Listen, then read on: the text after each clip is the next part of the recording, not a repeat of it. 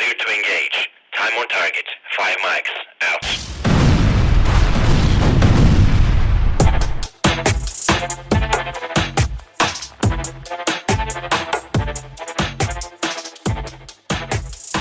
So Reagan, if his dad was still there, I would be Reagan's dad's chief of staff, and Reagan could be Vicky's chief of staff, and then nobody could get mad at us for the nepotism. Bruce knows about nepotism though, a little bit at least. He served in this. It's not really nepotism, but he served with your dad, right? With Charles Starr. Yeah, no, I served as my dad's legislative assistant in his 3 terms in the House before he ran for the Senate. Yeah. So, and then one of those sessions, my wife worked with me for my dad. So the two of us worked in my dad's office right after we got married. Oh, So, double nepotism. right on, baby. So my first question George. is, and I don't have any reason necessarily to, because my dad left and came back. It's a thing that people do. Second look. Were you looking at coming back before the walkout and the disqualification of people? Were you like, hey, I'd like to go back to the legislature? Don't necessarily know exactly when or where, but were you starting to already look at it? Or did you run because of necessity, because Boquist wasn't able to run and that kind of a situation? So just a little bit of, why is it even an opportunity? My wife and I moved from Washington County to Yamhill County in the summer of 2020. And it was a obvious, great move for us. We found a home we love. We love the community of Dundee that we're living in. I had never said never about going back to the legislature, but I sure as world didn't plan on it. It was not some master plan. Let's move to Yamhill County so that I have a shot at running for office again. That was never part of the calculation. But I will tell you, we got to Dundee. And the mayor came up to visit with me after we were here for a short time. And then there was a vacancy on the Dundee City Council, and the mayor called me and said, "Hey, we'd love for you to apply for this vacancy." And for me, it's really more about public service than anything else. And especially a small community like Dundee. And the reality is I do have government experience, both at the state level and previously served in the Hillsborough City Council. So, I basically said yes. And then, a year later, I ran for the seat that I held in the Dundee City Council. Long story short, I was in the Capitol building in the spring of 23. And even then, there was a lot of rumor that Senator Boquist wasn't going to run for reelection, even if he could. I remember that. And so I was asked then to consider running, and it's like, oh, interesting, huh? So, my wife and I batted the idea around back and forth. I had business partners I had to chat with. It wasn't like, oh yeah, let's just do it. It wasn't a flippant, decision. And then ultimately, obviously, Senator Boquist couldn't do it, and we made the decision to run. And I really, it is an opportunity for public service. There is, I recognize when you lose members like your dad, and like Senator Boquist and others that have significant experience in the process, the fact that I have some, I think, is an advantage. So those are reasons. Well, and I know Bryan's recruiting strategy whenever he's making calls, because he's always recruiting. When he was working for my dad, he was always recruiting. He always starts with the most well-known bald people in each district. I think that's just kind of generally been his strategy. He has a little bit of favoritism there, so I'm sure you were on his list to talk to at some point. Oh, dude, Senator Starr is happen. Senator Starr's the first call I made when we were recruiting there in Washington County, and I call him. He's like, "Oh, I've already got a couple names for you." Like he already knew. Like so, when somebody has that much history and they know the job, they know what it takes to recruit people he's always, I would imagine, he's always got his ear to the ground when he sees somebody, and you kind of become friendly with somebody, meet somebody like, they would make a great representative, or they make a great senator one day, and you just kind of you kind of float through life when you do this job. You kind of think about that all the time, and he helped us get some great candidates in 22. So I've always appreciated his help there, and now that he's in Yamhill County, which we think is going to be a battleground area and has proven to be a battleground area for us. That whole kind of 99 corridor, right? That area there, or it's not even 99, whatever. Wine country is going to become a battleground area for us. We need to make sure that we have good representatives and we have good senators ready to go. And that means they have to be good city councilors on Dundee, and they got to be. That's why that guy, I'm sure, the mayor asked you, is like, Dundee's a small town. It's not that big of a deal, but to have somebody like you who can just jump on board, and you don't have to put, you don't need training wheels. You don't need the thing. You can just do the job. And that does make life a lot easier. That's for sure. Yeah. No, and honestly, serving as a Dundee City Councilor for the 2.5 years that I did it was I had so much fun. Because it's a small town, and you can have impact. And there's just a lot of cool things are going to happen in this community in the next decade. And to be at that moment in time on the council when we put a lot of things in motion was really cool. So super And the happy to. epicenter stuff, right? I mean, they got housing issues, they got traffic issues, they got, they're dealing with bypasses and trying to get businesses to go. I mean, you're really in such a small town. There's so much going on There in that is. part of Oregon. It's amazing. Yep, there's definitely is. So yeah, I mean, I look over. I mean, where we live, I can see the Newburgh Dundee bypass that working with Senator George in '09, we helped to find the resources to fund it, and now we're talking about the phase two, and here we go back to the legislature to try to figure out how we're going to get that done. So Well, Reagan, he's better at transitions than you are. there you I go. was gonna Hey, say that's perfect. So I kind of want to level set for folks because I think most of the conversation about the transportation package, you do the basics and you go, oh, the last transportation package was in 2017, blah, blah, blah. I suspect a lot of what we're dealing with now started before the 2017 transportation package. And I think you were key in, but I just don't remember which year it is. So help me with the history. What was the package that happened before 2017? When was the package '09. before? '09. So, and did you participated, I think, pretty significantly in the '09 transportation package, right? I did. Yeah. So in 2009, were any of the problems that we're looking at now, declining gas tax revenues, problems with efficiency at ODOT, a lack of investment in roads and bridges and other infrastructure, were any of those problems at that time? Or was everything great? Did everything going really well? Democrats had a super majority in 2009. Everything was humming in the state of Oregon. Yeah. So, I mean, let's go back to 2001. I chaired the House Transportation Committee in '01. And in '99, as a freshman, I helped to get a transportation package passed as a freshman, which is an interesting story that we don't have time to talk about right now. But that '99 package got referred to the ballot and overturned by the voters on a vote of like 93-7 or something. I mean, Oh, it was Jeez. maybe it was 88-12. I don't know. It was we got our butts handed to us. And in '01, I asked the chair of the committee. Mark Simmons said, "That's a stupid request. You're not going to get anything done." And I said, "Well, I want to do it anyway." And so in '01, we got a package passed. It was called the Oregon Transportation Investment Act, OTIA 1. I chaired the committee in the House. Gary George chaired the committee in the Senate. And Gary George, and if you remember Marilyn Shannon, both senators, mhm. it was in '01 and '03 that significant transportation reforms, ODOT reforms were passed, really to get to accountability.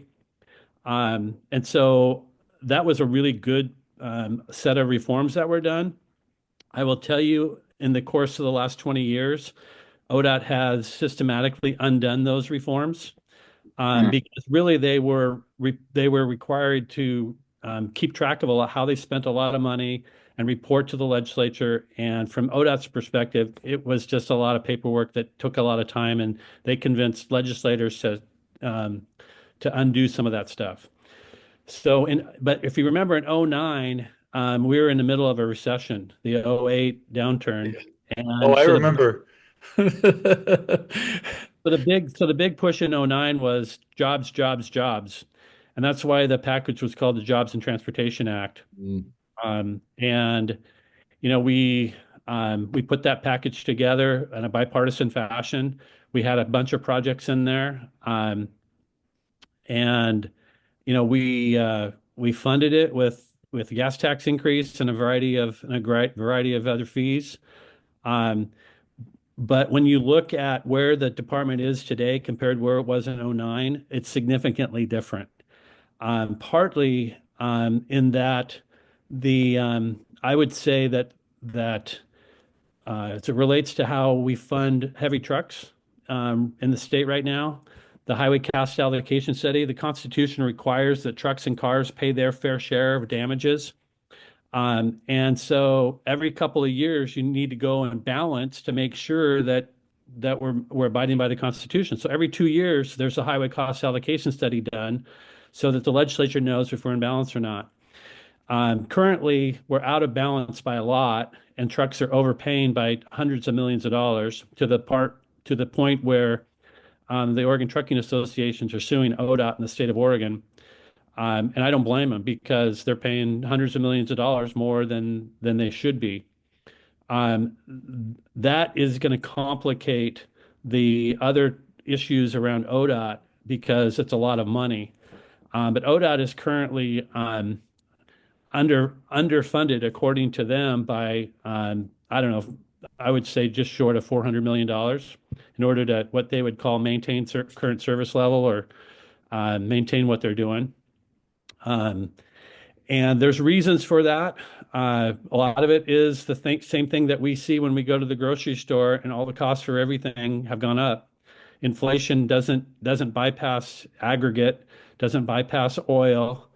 All of the things that go concrete doesn't bypass those things. All the things that cost more money include building roads and bridges.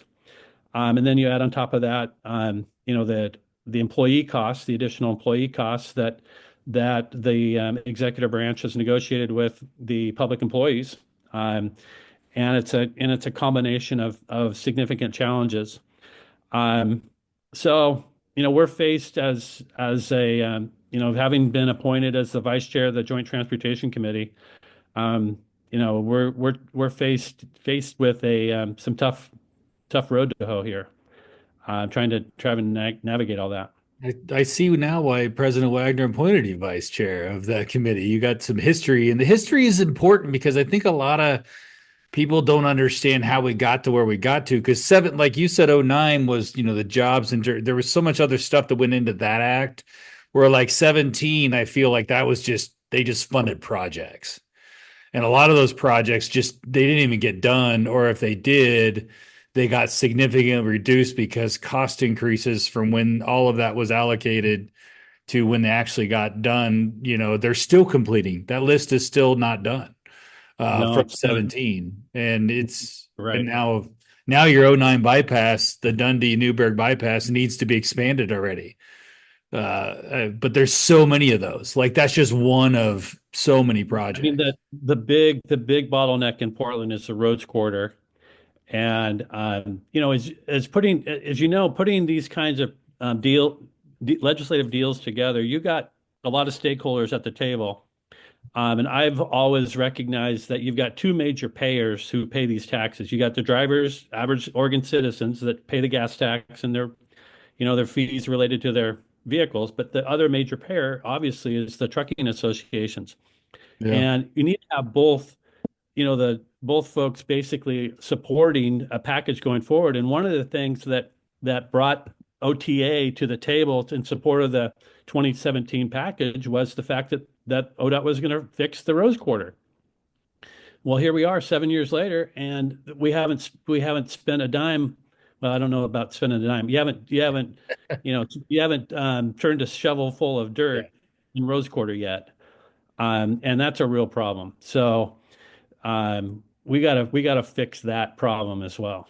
And that money's swept away, right? Like it doesn't exist in a separate bucket somewhere. It's gone. So yeah, that the vast majority of that money, there's a little bit left in Rose Quarter, but the vast majority of that money went to Abernathy Bridge in Clackamas County on 205, which was a project that the legislators who passed the bill in 2017 said was going to be paid for by tolls. Yeah. And while the public blames ODOT for tolling on 205, it was really the legislators, Republicans and Democrats who are that voted for that bill, supported tolling in Clackamas Yep. County to fund that project. And we know where that conversation is today. So, For it just complicates the whole conversation. Yeah. for our listeners who may not be familiar, the governor basically froze or told ODOT not to consider tolling until like 2026, 2027, which coincides with some elections that may take place. So I think there's some Her there's second some term. elections they want to go through first before they really tackle that.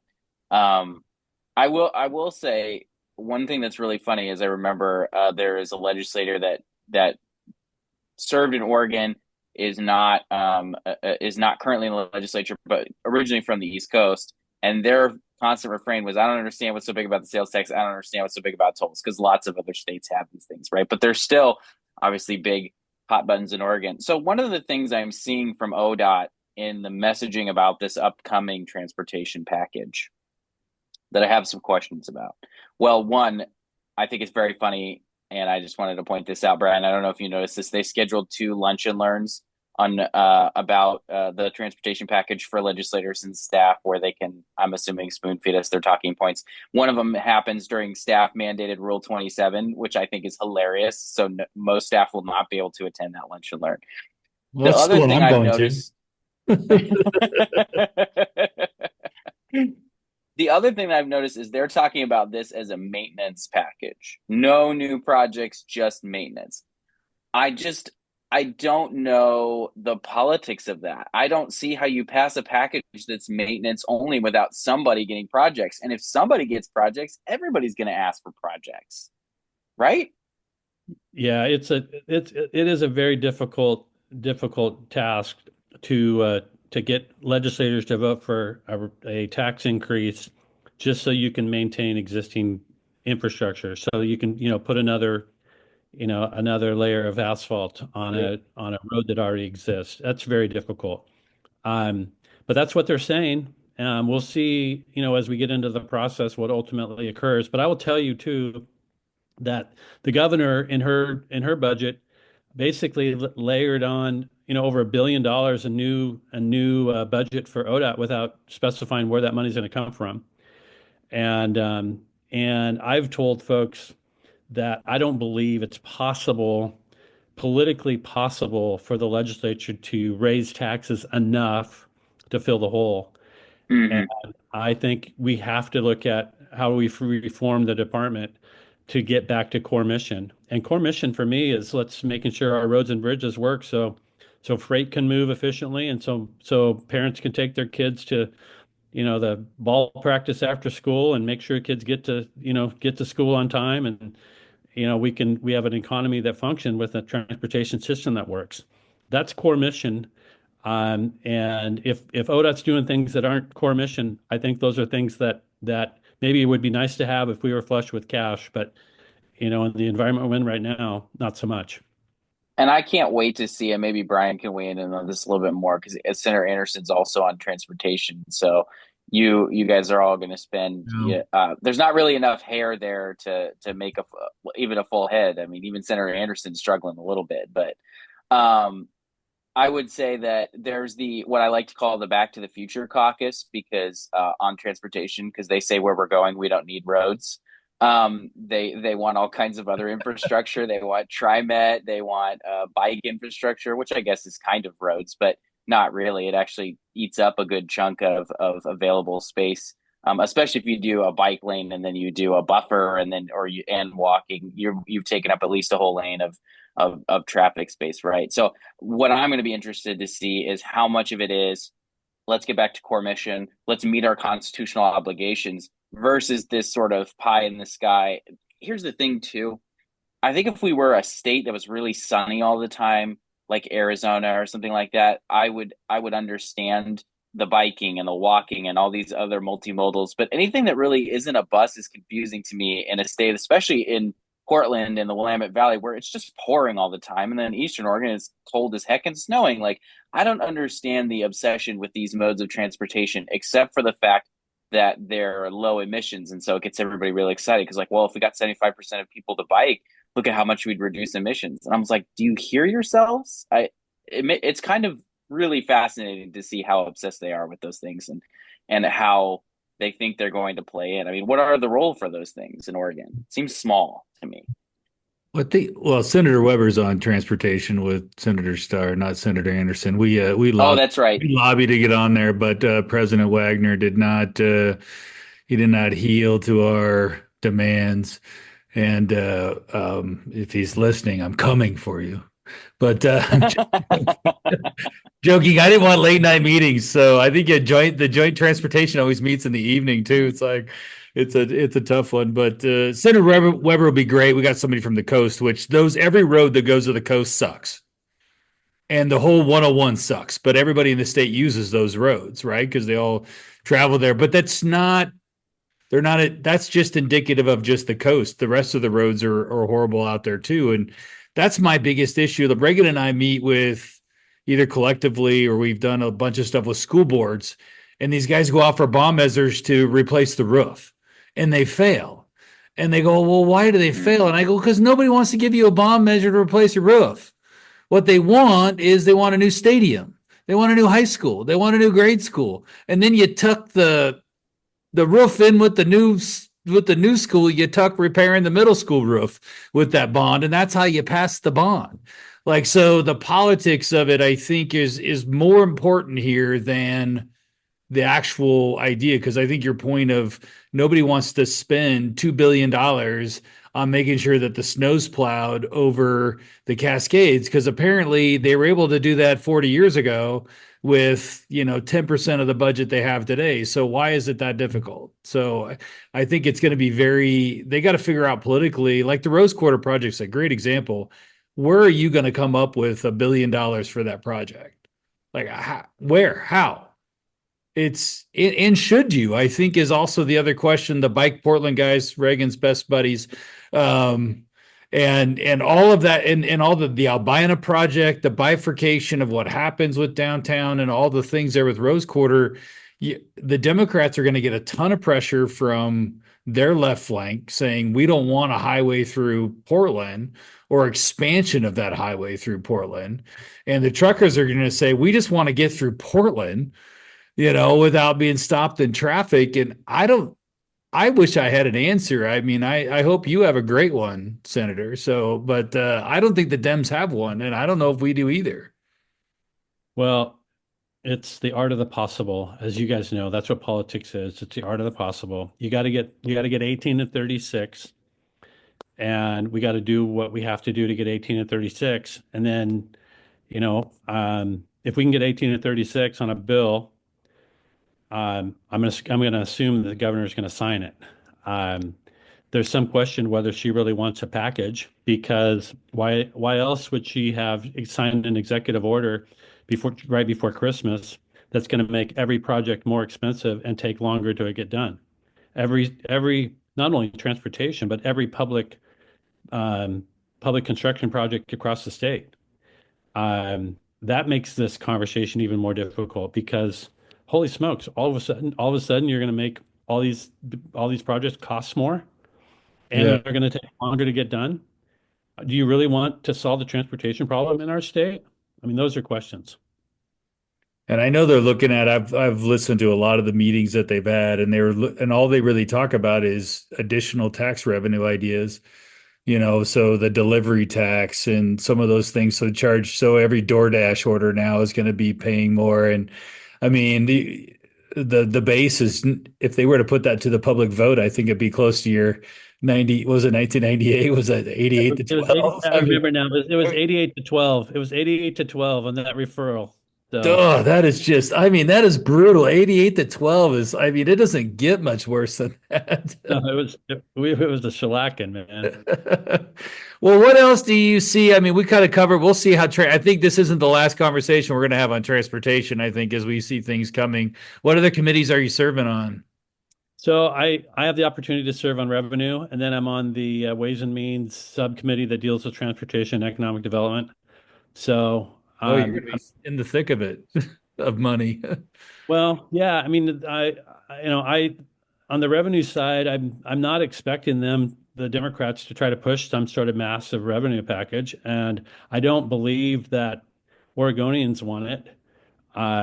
And I sure as a world, I'm not going to vote for any massive new taxes. So I'd be more interested in pursuing, alternatives and reductions to taxes and finding ways to make sure entrepreneurs and small business owners keep more of the money in their own pocket. That's how we grow an economy. We have to recognize that people with resources today are fleeing our state. And if you have the opportunity and the ability, and you have a person of means, you're not staying and investing in Oregon. You're moving to, we could name the half a dozen states where people are moving, and they're basically low tax or no tax states, that are growing like gangbusters, and Oregon's losing population. So, those are the messages that I'm going to be, spouting on the revenue committee every chance I get. Well, when Senator Anderson's no tax on tips bill comes to the revenue, you There know, you go. Right, right, Senator right on. Manning, I have Senator Manning and Senator Prozansky signed on to that bill. Well, Nice. So I think it's a good way to your whole point that the people that we need to help the most are the people in that lower rung, and we absolutely. I think those are the kind of things that we need to do to help those people get into housing, to even if it even if somebody hits a threshold and they're only paying taxes on maybe the other $10,000 of income they get or something on that lower threshold, but that's the money that they would be saving to buy a car, to buy a house, all that sort of that. The last little bit when you get above that threshold is where it matters most, because that's what allows you to climb that economic ladder. And I think you're right. Idaho and Texas and Florida and Tennessee, all those states with the low taxes are getting the businesses and getting the people. And Oregon we need to keep those people here, especially the businesses, because they employ. And you were, like you said, in '09, we took a huge hit because we had nobody working, and we're so Right. reliant on payroll taxes in Oregon that we should be giving land and every incentive we can to get a business here that hires people, because the state exponentially wins at 9% income tax versus whatever they would make on property taxes or whatever they get on other things. So that's why, like in Prineville, we do the data. Everybody's upset at the data centers and stuff down here, but if you look around, they're hiring 400 or 500 people, all over $100,000 a year type jobs. That's a huge boon to the Yeah. economics of the state, because those, and from Washington County with Intel and stuff, I mean, those jobs matter, and those are huge jobs for us. But we Yeah. lost all those to Arizona, I think, with this last kind of mix up. Well, and it's really unfortunate watching Intel currently right now. Obviously, it Yeah. used to be in my backyard. Go through a really difficult period of time. But that's what you just said, Brian, is why historically supported the Strategic Investment Program, the SIP, because it made so much sense, because those high-paying jobs coming to our state, it was returned, back to the state ultimately. So. Yeah. Well, and I think it also it just makes me think of, I think 2012 they called a special session to reauthorize a tax advantage or something, or create a new one that Intel and Nike both used, that was going to expire or something like that. So we go from 2011, 2012, calling a special session to make sure that the biggest, most high performing Oregon companies have what they need. And now fast forward all the way to, Senator Knope served as on the CHIPS committee, the committee about infrastructure and especially technology infrastructure, and Right. everything about that bill was the environmentalists trying to make it as difficult as they could for Intel to get the land that they needed to expand. And without the automatic ability for them to do that, I think the federal government just went, look, we would rather invest this money. Even a Democrat administration decided to invest some money in places that was more likely to grow instead of sticking with Intel and risking that money not happening because the enviros in Oregon are so out of control. I mean, Bryan, you saw the same video that I saw, this incredibly weird video from Thousand Friends of Oregon about what it's going to be like during the oncoming climate apocalypse in Oregon. And I was like, first, why even make that video? And then of course I had to watch it. It was a minute and 30. And they almost celebrate like how we're going to get back to, the old way of doing things, and small communities are working together, not utilizing all this modern technology and working with the Indians and all that on the ways that they used to live and all that stuff. And I was like, that's freaking weird. Like, I don't understand these people, but that's like a dominant philosophy. We tried to pass a housing bill. We tried to all this stuff that we do. The environmentalists are kind of the ones that are standing in the way. And I have a hard time believing that Tom McCall would look at the current environmental movement and going, that's what I was going for. I wanted to make sure all progress was halted forever. I mean, obviously, he didn't want people to move here. He has this famous quote, but I do think that there was some level of understanding of like what you needed to have a functional economy. Or maybe I'm wrong and Oregon's just been crazy forever. I'm not really sure, but A little bit of both, Reagan. I think Tom McCall was onto a lot of things, and there was and I love that our beaches are protected. I love that yeah. we have great state forests, and we have a lot of and I think Republicans herald those things just as much as Democrats do. But there also is the economics of life. We all want to have our kids have a better life than we did. We all want to grow up in an area that we get to enjoy, have a house. Was it 77% of Oregonians want a single detached home to live in? They don't want to live in a high rise. That's 77%. So it's not, a postage stamp in a cottage, where I share a bathroom with a dude I don't know.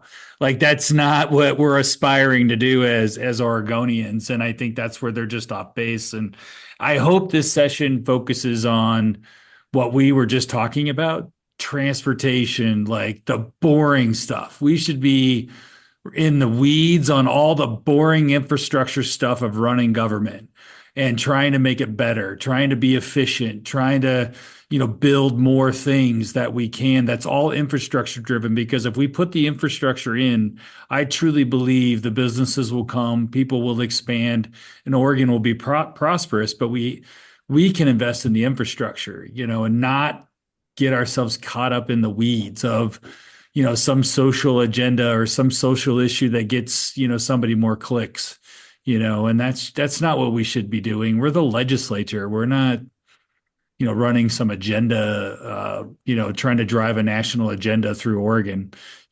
So that's my thinking on it. I hope. All right, Bruce. Appreciate your time. Last chance for you to share anything else that you're working on that you want the great listeners of Crosstabs to know about. What should they be paying attention to?